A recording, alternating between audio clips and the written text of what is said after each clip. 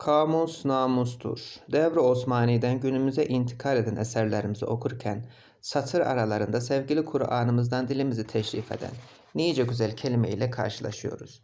Bu kelimelerden bir tanesidir bağteten. Kelime anlamı itibariyle ansızın, nagahani, birden, yekten anlamlarına gelen bu kelime Kur'an-ı Kerim'imizde 10 değişik surede 13 defa karşımıza çıkmaktadır. Yusuf suresinde Estağfirullah ev te'tihumü's saatü bagteten anlamıyla karşımıza çıkar. Kıyametin ansızın gelivereceğini bizlere söyler.